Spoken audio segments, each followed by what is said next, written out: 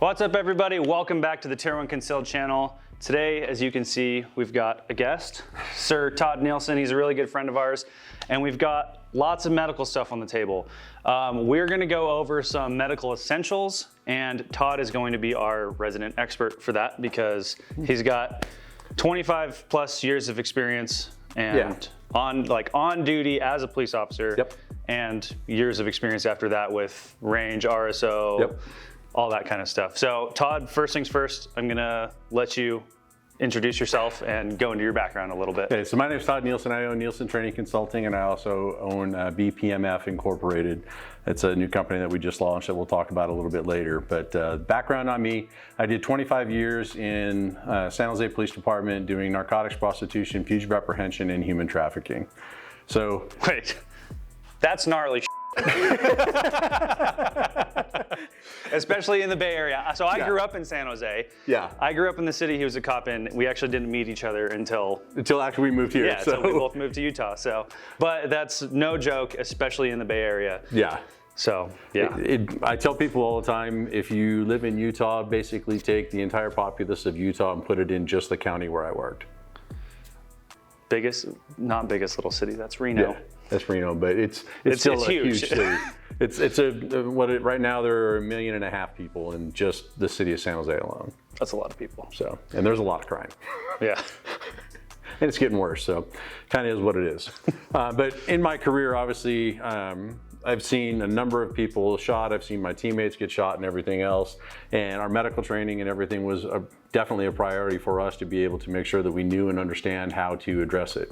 And I got injured once, and I ended up going to our training unit and became their medical training expert. So I got a lot of additional training in this stuff and helped patch up a couple of our guys and patched up a lot of people that were shot out in the field when I responded to different calls.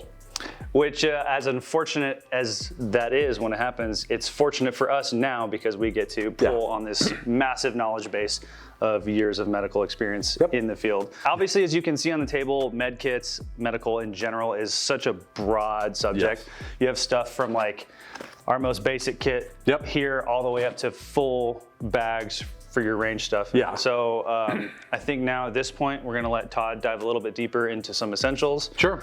And different scenarios where you think what is good for what scenario, your car, your home, on your person, that type of stuff. Perfect, sounds good. Let's get into it.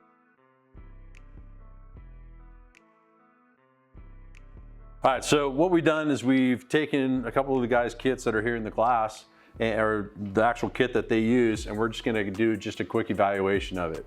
One of the things that I highly recommend that you have 100% of the time is a tourniquet, okay? Because with the tourniquet, I can at least stop the bleeding on an extremity, or I can cut your t-shirt off with my knife or trauma shears or something like that, and I can make that into a bandage for you. So your choice, but having a tourniquet, some form of a tourniquet on your kit. But here's kind of the integral part. You need to be able to access it with either arm, because here's the reality. If you take one into your right shoulder, and that's your dominant arm, okay, or your dominant hand, you're not really going to be able to utilize that muscle tissue anymore. So you may have to reach it with your left hand. A lot of guys are running their med kits on their backs. And I see it all the time. Everything's slid over toward their dominant side, but then the problem that they run into is they take a wound to the bicep or the humerus and they shatter the humerus. Well, now you've got this stick and a bag of marshmallows sitting there that you can't grab a hold of anything or move anything around. Plus you're in pain. So grabbing that stuff with your other hand is something that you need to definitely start thinking about is, can I get to this with either hand? If it's in the front, it's in the front. If it's in the back, it's in the back. The other thing you need to think about is when you're sitting in a vehicle, does it dig into you, okay? I spent a lot of time wearing kit, sitting in vehicles, sitting on houses, getting ready to go crash a house or something like that. And it is uncomfortable to be sitting in kit. Yeah, and for me, who, if you've watched the channel for a while, you know I have a history of back problems. Very uncomfortable, which is, and you don't know this, but I took classes from Todd a long time ago, and this belt is actually set up Yeah. Because we did some stuff where we were sitting in chairs. So on this particular belt, the back is clear. Yep. And the tourniquets, I'm lanky, so I'm confident I can get to my tourniquet on the side with either arm.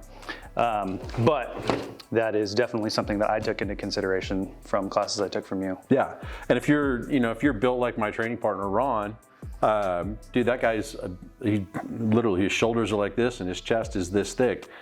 This is about as far back as he can get with his arm, so he needs to be able to access everything off of his left side too. So it's just something to think about with your mobility. None of that stretch. Not everybody's nimble as you are. So I can barely get to my side over here, so that's just my limitation, and you've got to know your limitations and work around them. Yeah, okay? and no offense, but as I get older, I will probably lose a lot of mobility too. Oh yeah, and absolutely. This setup will have to change to accommodate for that. Absolutely, it definitely will. And it also sounds like, basically, this is Aaron's belt, this is my belt. More or less, we have just the bare minimum on it for what you'd recommend, which is just a tourniquet. You know, your belt is designed so that if you need to dump your plate carrier, you need to dump your pack and everything else, you at least have some core essentials on you. You know, and having it set up just like that, and like I said, I can cut a t-shirt up and make a hasty bandage very easily with just a t-shirt or just my tourniquet. So that's a good way to just start your beginning from there. So would you recommend then that we should add some shears at least to that if you do need to cut up a shirt? And absolutely, you shouldn't have a belt without shears. That's just a reality. Aaron, we messed up. I can almost guarantee you guys carry a knife on you though. Yeah. Yeah, that's pretty much always in just about at least where I live, every guy's got a knife in their pocket. Yeah, and I guess I do have multi-tool. Yeah, multi-tool. I mean, something where you could cut a hasty bandage, there you go, you're good to go. Okay, so just bare bones, that's what I would recommend. A pair of shears and a pair or a tourniquet. All right. Okay. All right, a little deeper into the next setup. Yeah.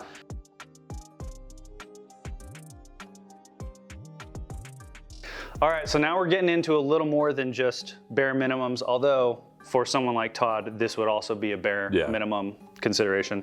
This is our B.T.K, it's our basic trauma kit that we do offer on our website.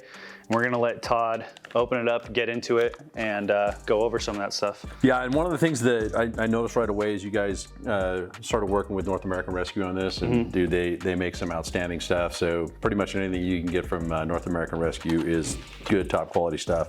Now, this little package is super awesome because number one, it's waterproof. Number two, it'll keep some UV off, away from everything that's inside. Don't take it and throw it up on your dash, okay? Because the UV is gonna get through there and degrade all the nylon that's in there and also the products that are in there, so don't do something like that. Put it into a bag and keep it there. So first things first, you've got rubber gloves, okay? Because if you're using this on someone else that you don't know, okay, you don't know what methyl ethyl eth they've got inside their body. Tourniquet. And these, like you said, this is a North American Rescue, put these together with us, so the tourniquets are name brand cat tourniquets. Yep. Wound packing material, which is essentially gauze. Okay. Then just some packaging and a compression bandage. Okay. Compression bandage, for bare minimums for me, is you have to have two, because if you get a through and through, so one round goes in here and then it comes out the side of your forearm here, you're gonna need to bandage both sides. And most compression bandages aren't big enough unless you're getting the true Israeli Olace bandage. That's about the only one that's actually big enough to hit a through and through on an extremity. That's interesting to think about. So like width-wise, you're saying if it goes through and through, you might not necessarily be able to get to the whole thing with that because it's not wide enough. Never thought about that. Yeah, because a compression bandage, what they're designed to do is to hold pressure on the open wound. So with the open wound being there, you put one down in there, but if you've got a through and through, you've got two wounds that you need to have the compression bandage on. So something to think about and when you're getting ready to do all that on there. The other part of this, get some training. There's all kinds of medical classes. My company is going to be doing tons of medical classes that you'll be able to find. You can dig those up on bpmfinc.com. Okay, so you got your compression bandage, your wound packing material, your cat tourniquet. Before we go farther on the cat tourniquet, you'll notice how it's prepped here. Yes, it's already prepped. That's like something that people get into all the time. What's your opinion on that? Because a lot of people have it prepped all the way closed. So, do you think that actually, and maybe this is too touchy of a subject to get into, but oh no, I'll I see address it people right arguing now. about it all the time on the internet. So this is how your tourniquet should be set up, because what's going to happen is you're going to be under stress, okay, especially if you're administering aid to yourself and trying to lock this windlass down and then take this Velcro and put it over the top. Okay. I see it all the time where guys start to even get stressed in classes where they're not bleeding, they're not in pain, and they are sitting there trying to twist this thing, and then they try and close it down when they got it like that.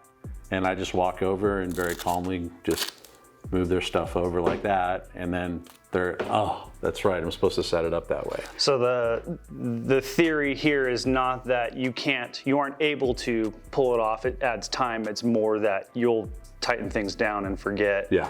And then you're already tight and having to release things to redo it. Okay. So that makes sense. And when seconds count, it comes down to that's what's going to save your life. So I've seen guys not only like stage obviously the windlass lock, but they'll change how the band itself is staged. Oh yeah. Do you change anything when you stage like the whole tourniquet besides the windlass? I will stage it to fit my particular pouch, or how I'm going to store it. So I'll even, so like that much of an opening is too much to get over somebody with a size 16 foot.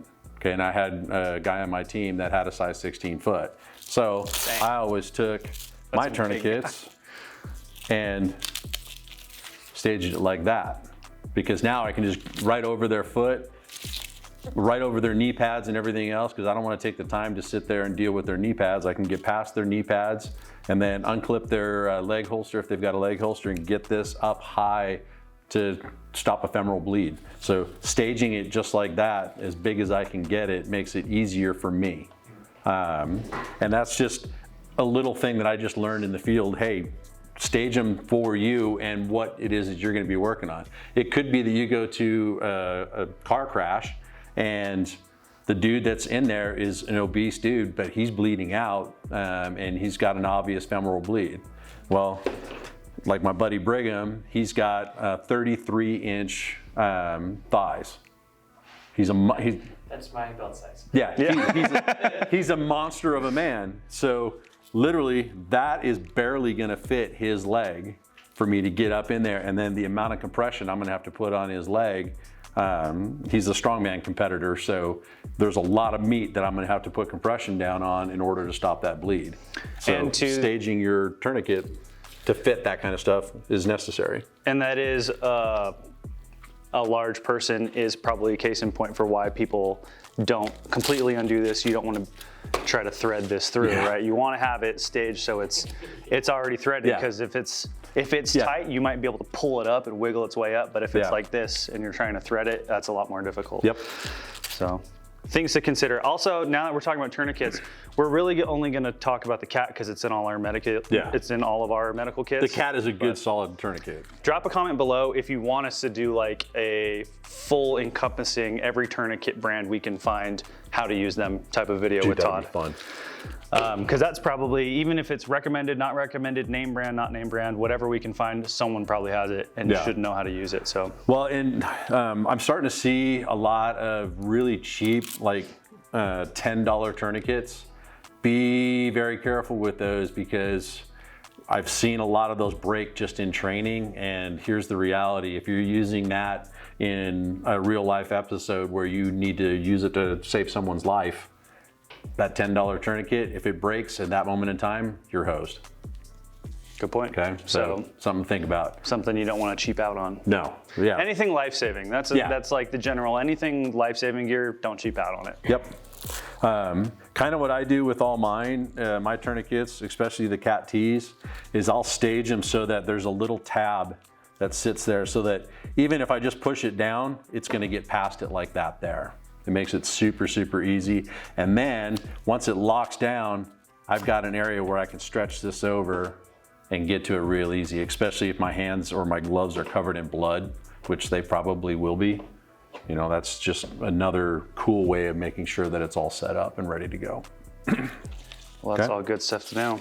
All right, on to the next kit. Okay. Oh, sorry. Do you have any experience with or knowledge of the time under tourniquet recommendations? You know how there's a time slot you can take a Sharpie and write as soon as you apply the tourniquet. What those time limits, kind of those recommendations are, or if you've seen anybody with the tourniquet on for 24 hours or something, or had to lose a limb. I personally haven't seen anybody have a tourniquet on for more than an hour. However, working where I worked and doing the things that I did for a living, I had the benefit of talking with trauma surgeons, and they literally, they'll have their tourniquets on their patients for 7 to 8 hours at a time. Granted, that's monitored in an operating room and all that kind of stuff, but the reality is it'll save the limb more than it will degrade the limb. Okay? Very interesting. If you're back in the backcountry and you know it's a 3-day hike for you to get out, the tourniquet's you're probably gonna lose the limb. At that point in time, get somebody that can huckle butt and get to a cell location where they can get a cell out and drop a pin to where they're at, because the helo is gonna be your best bet.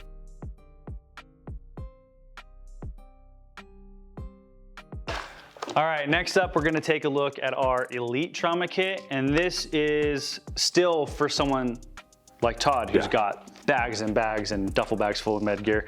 This is still a pretty minimalist kit in the scope of things, but as far as things I even know how to use and have like gotten some training or education on, this is a pretty good kit for me. You might add a couple things like it doesn't come with shears, stuff like that. For example, this is what I run on the roll in my personal plate carrier setup. And going back to earlier, this has tabs on either side so you can pull so you can access it either way. But let's have you dive a little bit into this and why it'd be good for like the next step of kit, I guess. So one of the things that I really like about the way that these are set up, they're waterproof and everything else. The other thing is there's this little notch right here that allows you to rip it. And another thing is, so you can grab it and tear it open with just one hand. All right, so get it all open here. I'm just gonna take and dump everything out here. We'll just kind of go through each individual item. So gloves, you just need them, especially if you're working on somebody else. If you're working on yourself, who cares? Tourniquet, okay? We've talked in great detail about that. You can see this one's already pre-staged. If you wanted to, you could leave it just like this, okay? But for me, I'm gonna set it up specifically for me. Okay, some packaging there, some wound packing material, packing the wound. This is gonna hurt, just for the record. If it's somebody that you're doing it to, they're gonna be screaming in pain because it hurts. Hey, you're basically sticking your finger. Yeah, you're sticking your finger into their wound, whether it be a knife wound, or puncture wound, a bullet wound, or whatever. It's just what's going to happen, and it hurts. So they are going to be screaming in pain. And two, we've talked a lot about tourniquet, but tourniquets are going to hurt too. Oh yeah. When you're getting them tight enough to cut off the blood flow, it's going to hurt whoever you're doing it to. So yeah, medical stuff is just furthering your pain to save you long term. Yeah. One of my favorite things, quick clot. And what this is, it's gauze that's been impregnated with a bullet or a blood clotting agent in it, so that when you're packing it into the wound or putting it on the exterior of the wound, it actually helps the blood clot. Okay. A quick question on that. Go ahead. I've seen charts where it shows you shouldn't use blood clot or quick clot on certain parts of the body because it could affect I mean, like airway and stuff like that. Yeah, you don't want to be packing a wound inside the chest cavity because it's just going to squish all the organs and everything around and really not do a whole lot of good. Compression over the top of the wound is the biggest thing. And there's a little item in here called a chest seal. So Okay. this question in particular ties into the most important thing with all of this, and it's know what each of them does, practice how to use them, know Yes. where they go, because they don't all work. Like tourniquet only works on extremities. You're not gonna tourniquet your neck, you're not gonna tourniquet for something in your regular body mass area.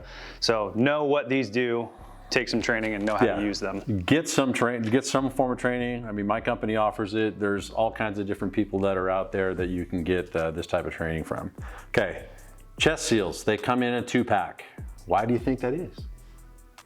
In, out. In and out, okay? Anytime that you see a chest wound, always look on the back for an exit wound. And you want to put one on the front and one on the back, okay? If you don't have chest seals, literally, some duct tape and this, I can make a chest seal with. I know several guys that have saved people's lives in using just Mylar plastic and some duct tape. Granted, coming off, especially if you're a gorilla, it's gonna hurt.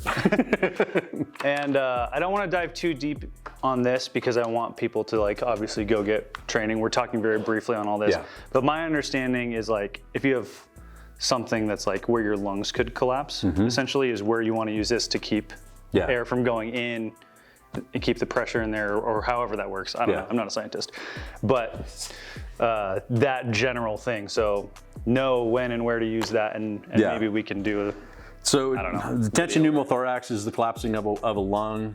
There's a whole lot of different stuff that goes through. You're gonna have to go through a paramedic type class in order to be able to deal with that. Or if you've been in the military, or TCCC type class, they talk about using needle decompressions and all that kind of stuff. And that's super advanced type stuff that the general public just isn't gonna know. But as long as you can get this on their chest to anything up in the upper thoracic cavity. I've even seen guys where they've taken it to the gut and they just put it over the wound, and then a compression bandage over the top just to put a little bit more pressure down on it for just doing one. So definitely a multi-use thing. However, these do have expiration dates, so you need to make sure that you're constantly checking your kit to make sure that, hey, are these expired or not? Yeah, and it's not like they expire in 6 months type of thing. I think our kits are stamped for 5 years. Yeah. So it's kind of like food storage. Just make sure you're aware of when it is, because it's the kind of thing you could easily forget about until you need it, and it's not going to work right. Yeah. So like this kit was built in 4/4 of 2022. So this bandage itself is still endorsed until 6/30 of 2027. Okay, so it's about 5.5 years. Yeah. And the reality of that is as long as you keep this out of the sun and someplace where it's not going to get hot, then cold, then hot, then cold, then hot, then cold, they're going to be perfectly fine. Hopefully you don't live in Utah, because that's every day. That's every day. It doesn't matter if it's summer or not. Again, we have a compression bandage. You need 2 of these, okay? There's a great shop that I use here locally called Sofo Survival. I can literally go in and buy just compression bandages. I don't have to go buy a whole kit and everything else. Just walk in the store, go to the bin, buy it, and buy just what I need. And Isaiah is super cool about that kind of stuff. After you've got everything all packaged up, this thing is literally a lifesaver. All it is just a thermal blanket. Any idea what a thermal blanket's used for? When you're cold. When you're cold, or you're going into shock. I didn't know that. Yeah. So. Well, the reality is, even though like today it's going to be 100 degrees outside, if your body's going through some type of trauma, you can go into shock. And literally, I've seen people jackhammer shiver in 90 to 100 degree temperatures. Right. And this right here will help mitigate that. And then obviously getting some additional training on how to elevate their feet and all that kind of stuff will definitely help with that. Awesome. Okay. Well, so now we've covered. Hey, just out of curiosity, what's the retail on this? Our E.T.K, our big kits are $80 on the website, and then our B.T.K, the basic kit, is $45. Yeah, so Tax, shipping, whatever. So in all honesty, that pricing structure is super cheap. The cool thing about that too is you get to pick the bag that you want, so that it works with your particular kit. There's a lot of stuff that's out there that literally you don't get to choose what you want. And like on Miles' kit right here, both of these have E.T.Ks stuffed into them. Yeah. So when you think about how small you can actually get it, if you take it out of the plastic, you can get them pretty dang small. Okay. And this is like the ultra minimalist. This is what I would carry on just my belt with an additional compression bandage and a lot of gauze. Just because I know gauze is what I'm gonna need to pack a wound. Todd is what we call an above and beyonder. His version of minimalist is obviously a little different than my version of minimalist. Granted, taking all this into account, I should graduate a little more towards your version of minimalist. Well, yeah, especially with all the crazy stuff you do. Yeah, so take into account your personal needs, where you're gonna have stuff. Maybe you, like if you're in your car, you have something bigger like the bags we're gonna go into next. Yeah. Or in your backpack, you have something like the E.T.K, and on your person, you have something like the B.T.K, or Yeah. however you need to structure it to fit your life, as long as you have at least some bare minimums and know how to use them. Yeah, like in my personal vehicle, my daily driver, I've got basically the equivalent of 3 E.T.Ks. Number one, because I need one for me, and I need one for my passenger, and then I need one for somebody else. Just a reality. In my wife's car, because we don't generally travel with the kids and all that stuff in her car, there's just 2 kits, one for her and one for the passenger that's in her car. You know, so that's just something to think about. And if you have kids or you have pets, I mean, I have 2 dogs that basically go everywhere with us. You've got to think about medical stuff for them. What happens when they cut their paws, or like my stupid lab came running back home and she literally had a 6-inch gash on her haunch the other day, and I'm like, cool, how are we gonna deal with this? Yeah, and that's actually animals and kids in particular is something that will be interesting if we do the tourniquet video. Yeah. Because something like this might not work if they're too small. That is correct. So, yep. Again, if you want to see us do an encompassing tourniquet and different tourniquets video, let us know in the comments, and we'll get back down here with Todd and do that. Be awesome. All right, bigger kits.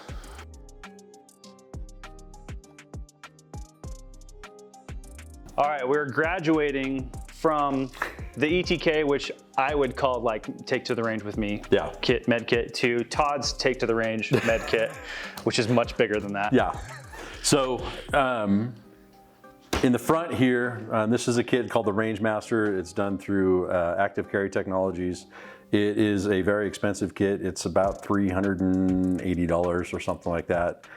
But it has everything that I need to deal with a major trauma, and we'll kind of go through just some stuff. So essentially I have 2 E.T.K kits in here.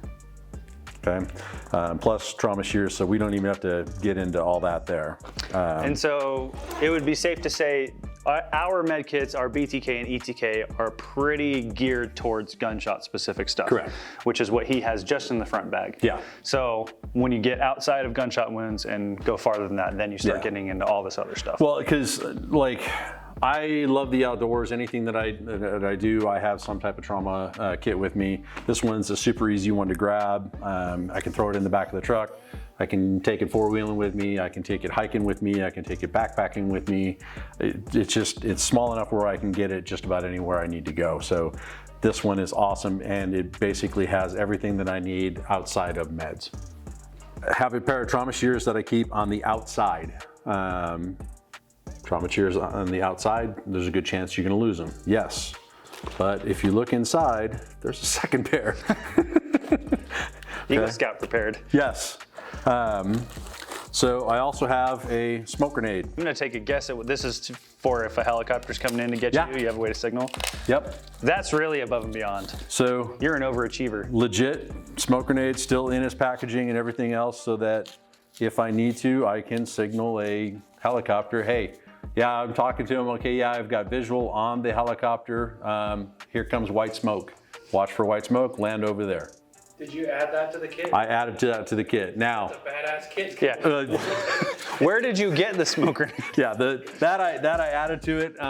Smoke grenades are not an easy thing to find. However, you can get now even the little photo ones that you can do them in all kinds of cool colors. I personally like purple because if you see purple smoke anywhere, it is not natural. That means there's something going on, and me personally being the inquisitive guy that I am, I'll go check it out. Okay. That's interesting. But yeah, smoke grenades, there's lots of brands that do that. Yeah. And so you don't necessarily need military duty grade, whatever. You can go to Enola Gay and get some airsoft or shutter bombs and get some, which they're the same company. Yeah. But yeah, IWA. Those things are awesome. I love those. Yeah, IWA International also makes smoke grenades. There's lots of options for that. Okay.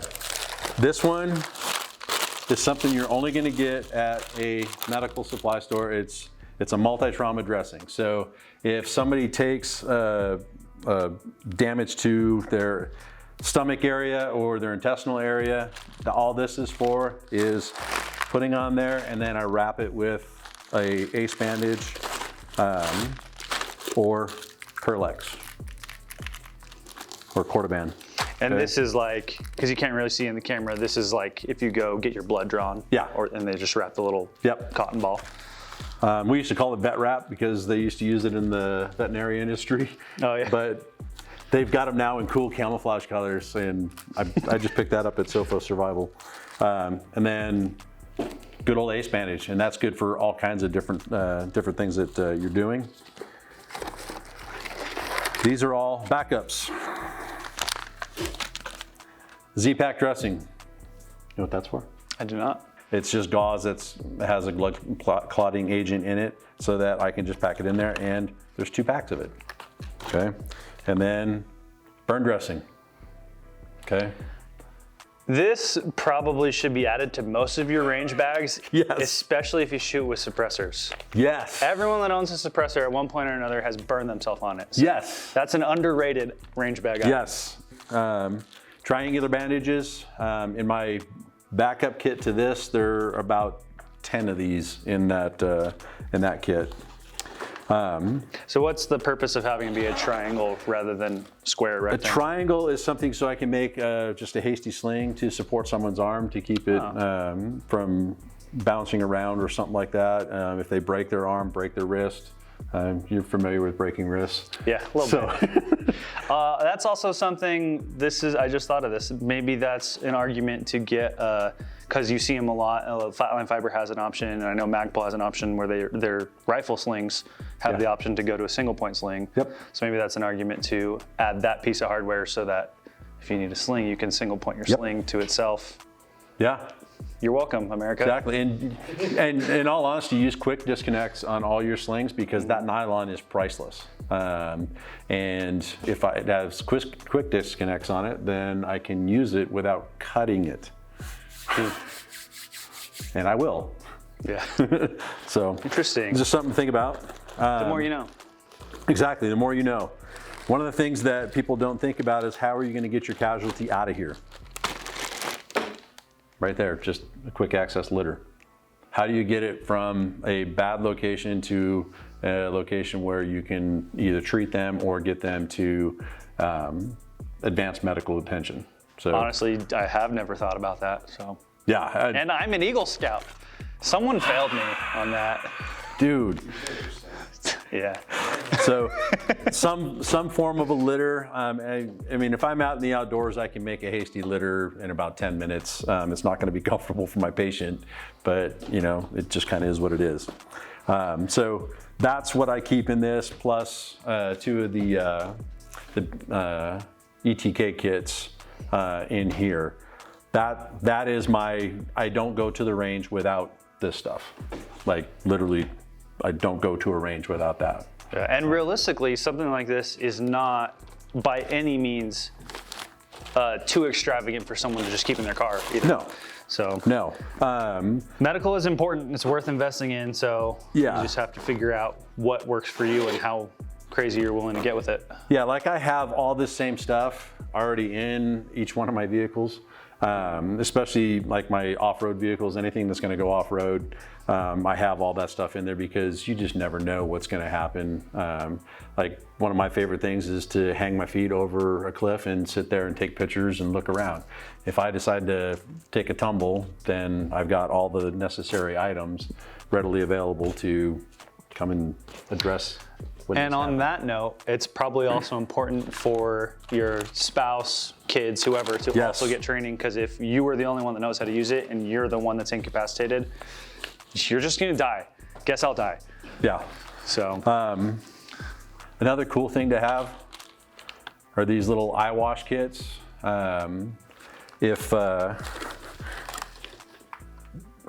If you've ever, if you wear contacts. Dollar store. No, I just have bad allergies. Yeah, bad allergies.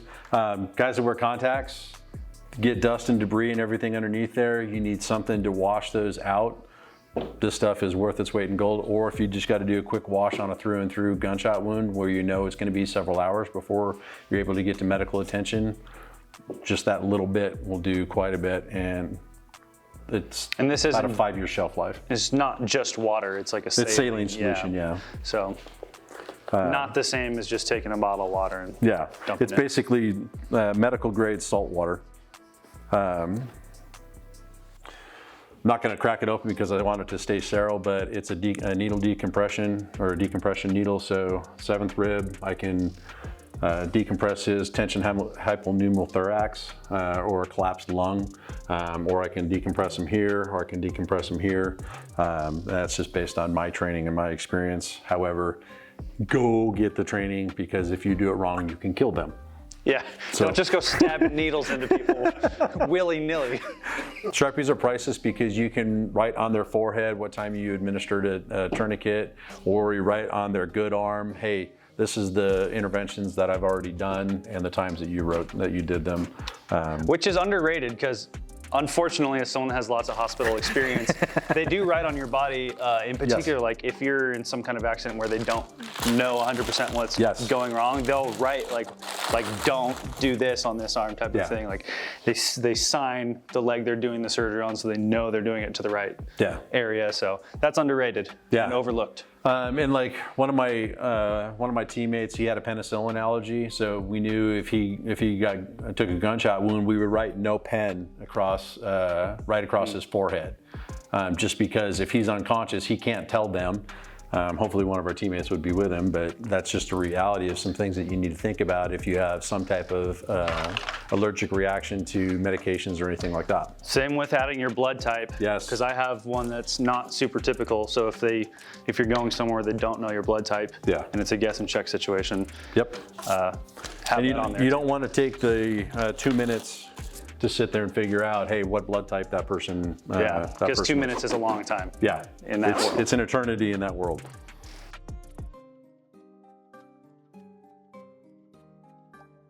All right, so this is the big one. This is the bag you take to support the other bag. Yeah. So you never have this without that. Correct. Well, depends on what I'm doing. If it's just me going out and shooting on BLM land or open land or something like that, then I'll just carry that.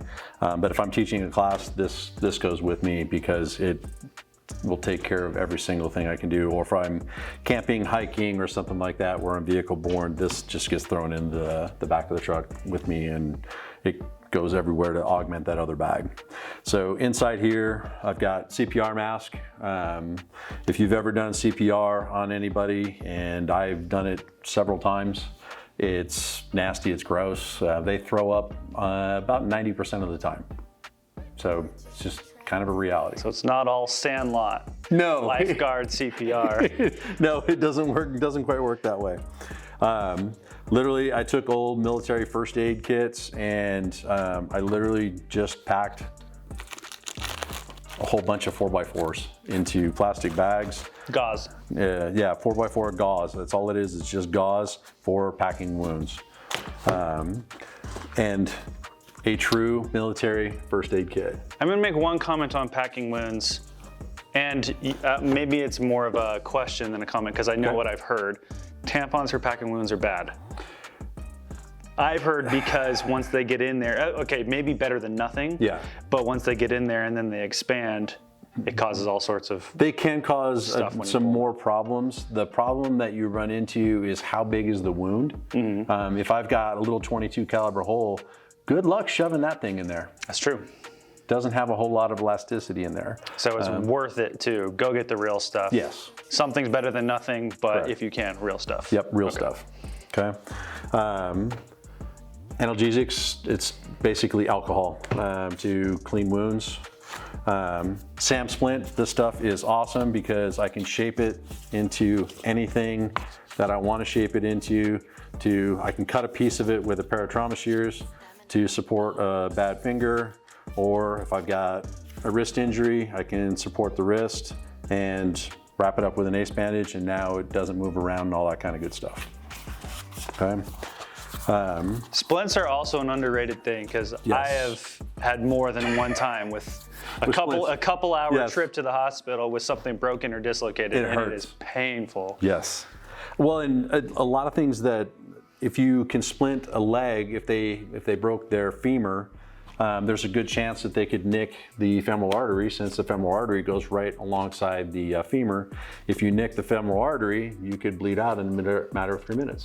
Yeah, I was advised by a surgeon that next time this happens, take the helicopter because a lot of, like majority of the time, there's something traumatic enough going on, femoral artery related, that you don't want to risk it. Just Yeah. take the helicopter. Yeah. Figure out the money later. Yeah, exactly. And you can buy insurances and all that kind of stuff specifically for that.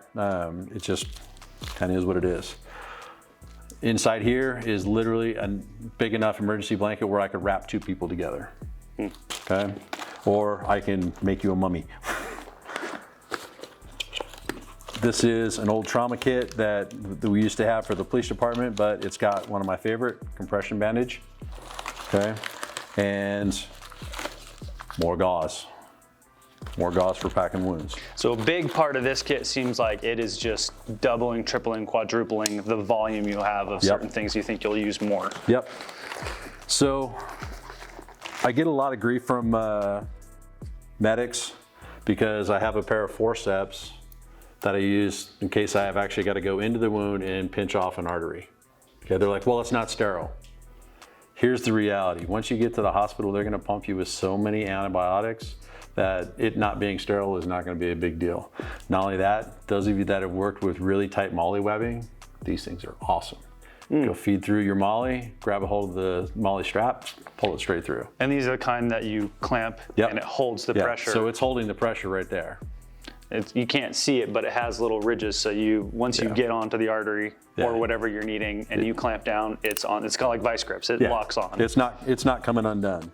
And on one of my my plate carrier front that I used to have from work, I actually had another pair of forceps stuffed in behind my mags. Okay, and then this is all blood stopper material, so it's basically gauze and compression bandages. That's it. And obviously, before we go, well, we're already in it, but obviously a lot of this stuff is like clearly, if you don't have the training, just don't even do it. Yeah. Stuff like forceps. Yeah. You don't just go digging around. Somebody's wound because it's very painful. Don't stab him with decompression needles. Don't dig around in an open wound if you don't know what you're doing. Yeah. So training is the biggest thing behind all this. One thing I'd highly recommend you have, TP. That would have come in handy in the desert the other week. I had to steal someone's truck napkins. Well, and that's a reality. You know, and if you're off piste and you're someplace out in the crazy wilderness and all that stuff doing some shooting and you get a case of the uh-ohs, it's a good thing to have. That's exactly what happened. All right, this is what I would throw to someone that needed just something to kind of work on somebody, and it's pretty easy to figure out. It's got Band-Aids, it's got a cheap little tourniquet in case it's just a minor bleed, petroleum gauze to set up a chest seal, iodine, which looks like I got to replace those, just some bandages, another pair of trauma shears, tape, can never have enough tape. This is just compressed gauze. Believe it or not, this is 25 feet of gauze, 25 feet by 4 inches of gauze compressed down into that. It's pretty awesome. Some of the gals will recognize these. These are panty liners. That's Is that a pad? It's a pad. Okay. And they're actually good for just keeping putting on top of a wound. That makes sense because they're sticky all the way around. Yeah. Don't ask me why I know that. So put it down on top of the wound and then peel the paper back and then wrap it. Now you've got an improvised compression bandage. And not only that, the docs can see exactly how much blood has been lost. So it helps the trauma surgeons too. Okay. And then more alcohol for cleaning wounds. For those that have never had the pleasure of having their wound cleaned at a hospital, I know you have. You want to share that story? It sucks. Even with painkillers and stuff, it still sucks because they're, at least for me, it's basically a syringe and a little cone to keep the backsplash off, and they just spray it in there as hard as they can to flush everything out of the wound, and it's painful. It is very, very painful, especially when they go in with the, it's basically Brillo pads, and they're scrubbing like abrasions and stuff like that to make sure all the rocks and material are out. That's why cleaning materials and all that stuff becomes so important. I'll rather have you, since you're already in pain, rather than having to go through that second set of pain going through the hospital, I'll get it to you right then and there and get the wound as clean as I possibly can before you get to the hospital. Yeah, and I feel like maybe it's not a common misconception, but a more often than not misconception is that when you get to the hospital, the pain stops. Everyone's nice, everyone's gentle. That's like the opposite. It's like if they don't just knock you out, which fortunately / unfortunately, all of my big stuff I've just been knocked out for, but they're aggressive. They're moving bones around. They're aggressively scrubbing and cleaning things out. Like, it is super painful. So none of this is gonna be nice in any shape of any. Yeah, cut that. It hurts. Yeah, it hurts. One thing that I keep in there too is a cold pack. So there's a little vial down in here. I break that, shake it up, and it makes everything nice and cold to make literally to make you more comfortable. All right, this little guy.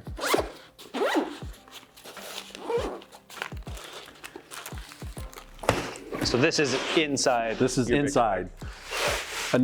This is my major trauma stuff. So tourniquet is already set in there, tons of gauze, big trauma dressing, bunch of core band to wrap around chest and stuff like that. So if I need to wrap it around a good meaty guy, like if I'm trying to do a compression against your chest and stuff like that because you got shot through the chest, I need a lot of material.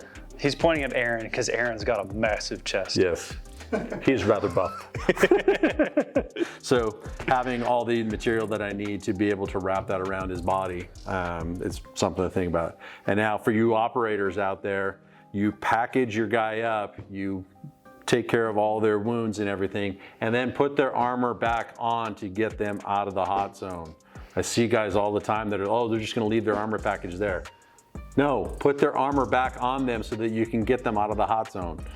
So frustrating. Either that or make sure that they're no longer in a hot zone so that they don't have to deal with anything. Do it or Todd will find you. We're Yes, I will find you. And literally, it's Ziploc baggies full of gauze. And all that's for is just major wounds. Okay, that's what I have.